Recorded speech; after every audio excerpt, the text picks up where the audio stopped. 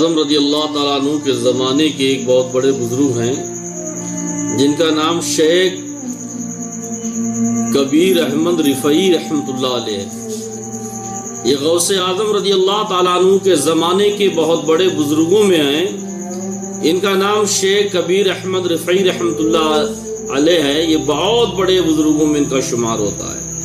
یہ نبی کریم صلی اللہ تعالیٰ علیہ وسلم پر درود و پاک اکثر و بیشتر پڑھا کرتے تھے۔ اڑتے تھے تب نبی پر درود، بیٹھتے تھے تب نبی پر درود، چلتے تھے تب نبی پر درود، کھانا کھانے سے پہلے نبی پر درود، کھانا کھانے کے بعد میں نبی پر درود، بستر پر جانے سے پہلے درود، سونے سے پہلے درود۔ یہ نبی پاک صلی اللہ تعالیٰ علیہ وسلم پر ہمہ وقت یہ درود و سلام پڑھا کرتے تھے۔ لیکن یہ بھی حقیقت ہے جو نبی پاک صلی اللہ تعالیٰ علیہ وسلم پر درود پاک پڑھتا ہے تو نبی پاک صلی اللہ تعالیٰ علیہ وسلم اسے اپنے دیار میں ضرور حاضری کا موقع عطا فرماتے ہیں، اور وہی لوگ مدینہ پہنچتے ہیں جو نبی کریم صلی اللہ تعالیٰ علیہ وسلم سے سچی محبت و عقیدت رکھتے ہیں۔ شیخ کبیر احمد رفعی رحمۃ اللہ علیہ کا بلاوا مدینہ شریف سے آ گیا۔ سرکار دو عالم صلی اللہ تعالیٰ علیہ وسلم کے روضہ انور کے پاس پہنچے اور کھڑے ہوئے، سلام عرض کیا اور کہا، حضور ابھی تک میں درود آپ پر پڑھتا تھا تو فرشتہ درود سلام لے کر جاتا تھا، جواب لے کر آتا تھا۔ اے اللہ کے نبی صلی اللہ تعالی علیہ وسلم، آج میں خود اپنے کانوں سے سلام کا جواب سننا چاہتا ہوں۔ اللہ کے نبی صلی اللہ تعالی علیہ وسلم، ابھی تک میں نے آپ کی زبان، آپ کی آواز کو نہیں سنا۔ آج یہ شیخ احمد رفعی اپنے کانوں سے خود رسول اللہ صلی اللہ تعالی علیہ وسلم کی آواز سننا چاہتا، اپنے سلام کا جواب سننا چاہتا ہے۔ جیسے سلام پیش کیا، روضہ نبی، قبر انور، حضور صلی اللہ تعالی علیہ وسلم کی آواز آئی، سلام کے جواب کے سرکار کے قبر انور سے جواب آیا۔ جواب آنے کے بعد شیخ کبیر احمد رفعی رحمۃ اللہ علیہ عرض کرنے لگے، حضور ایک شرط اور باقی رہ گئی ہے۔ سلام کی شرط جو جواب سننا تھا وہ تو مل گیا، ایک شرط اور باقی رہ گئی ہے۔ وہ شرط یہ، حضور میں آپ کے ہاتھوں کو چومنا چاہتا ہوں۔ اے اللہ کے نبی صلی اللہ تعالی علیہ وسلم، میں آپ کے ہاتھوں کو بوسہ دینا چاہتا ہوں، آپ کے ہاتھوں کو چومنا چاہتا ہوں۔ اور جس کو نبی کریم صلی اللہ تعالی علیہ وسلم کے دست مبارک کا بوسہ مل جائے تو اس کی خوش نصیبی کا عالم ہی کیا ہوگا۔ جس کو نبی کریم صلی اللہ تعالی علیہ وسلم کا ہاتھ اپنے ہاتھوں میں چھونے کو مل جائے اس کی قسمت ہی بدل جایا کرتی ہے۔ نبی پاک صلی اللہ تعالی علیہ وسلم کا دیدار اور ان کا ہاتھ، ان کا دست مبارک اگر بوسہ دینے کے لیے مل جائے تو اس سے بڑی اور خوش نصیبی کیا ہو سکتی ہے۔ ایک ایمان والے کے لیے نبی کریم صلی اللہ تعالی علیہ وسلم کا دست مبارک سونے کو مل جائے اس کی بہت بڑی معراج ہو جایا کرتی ہے۔ شیخ احمد رفعی نے کہا، اللہ کے نبی صلی اللہ تعالی علیہ وسلم، میں نے آواز سے سعادت حاصل کر لی ہے۔ اے میرے نبی پاک صلی اللہ تعالی علیہ وسلم، اب میں آپ کے ہاتھوں کو چومنا چاہتا ہوں۔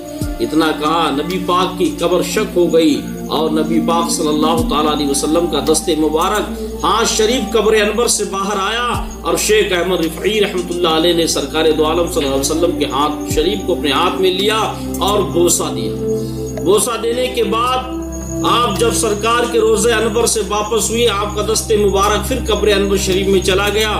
جب آپ سرکار کے روضے سے واپس آئے، آنے کے بعد جب لوگوں نے دیکھا یہ منظر، جب وہاں مدینے کے لوگوں نے دیکھا، تمام لوگوں نے دیکھا اور کہا، یہ شخص کون ایسا ہے جس نے نبی کریم صلی اللہ تعالی علیہ وسلم کی شان میں اتنی محبت کیا کرتا تھا؟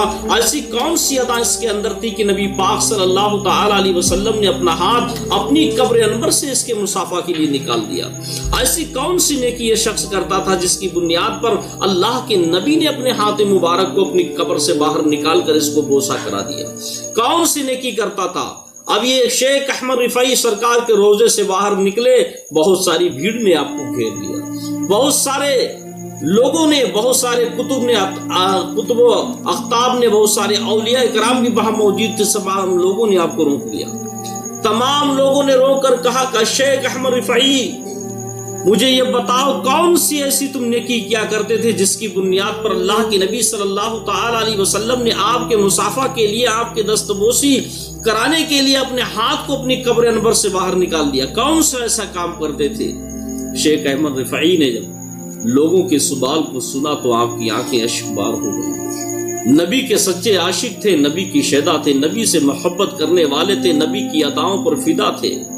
شیخ احمد کبیر رفعی رحمۃ اللہ علیہ نبی کے سچے عاشقوں میں ان کا شمار ہوتا ہے۔ سچی محبت کرتے تھے، شریعت مصطفیٰ کے سچے پابند تھے، اللہ تبارک و تعالی کے فرمان کے مطابق چلتے تھے۔ جب لوگوں نے بارہا پوچھا، بار بار اصرار کیا کہ آپ مجھے بتائیں کون سی ایسی نیکیاں آپ کرتے تھے جس کی بنیاد پر اللہ کے نبی صلی اللہ تعالی علیہ وسلم نے اپنے دست مبارک کو قبر انور سے آپ کے لیے بوسہ کے لیے نکال دیا؟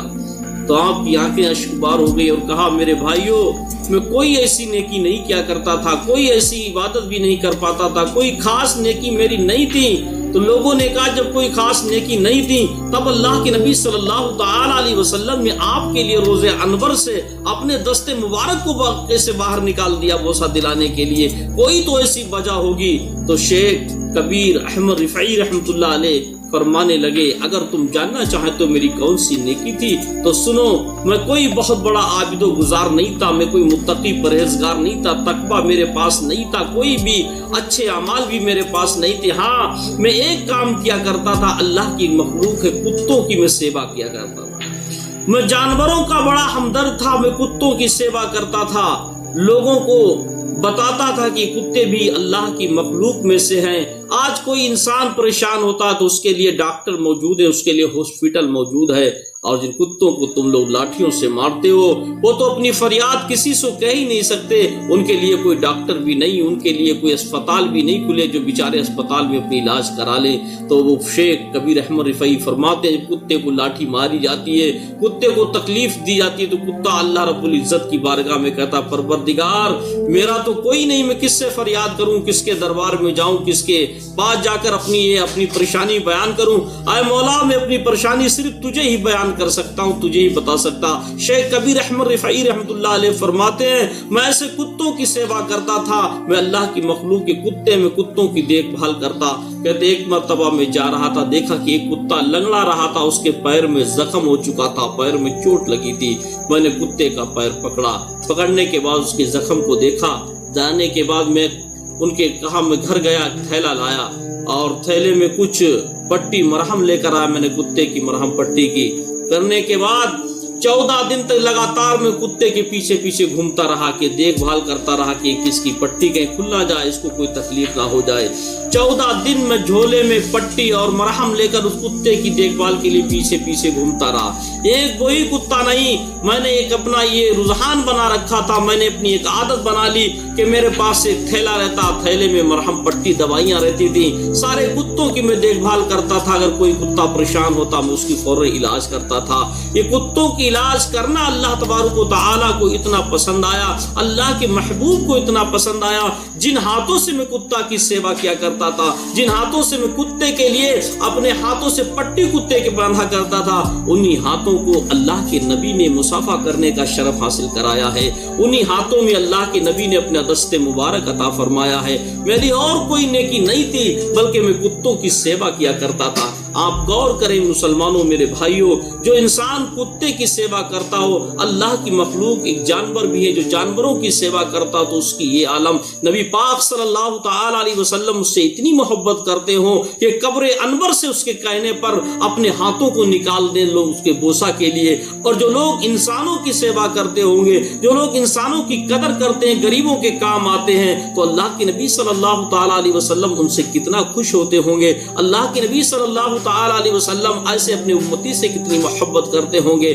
اللہ تبارک و تعالی ہم سب کو، تمام مسلمانوں کو آپس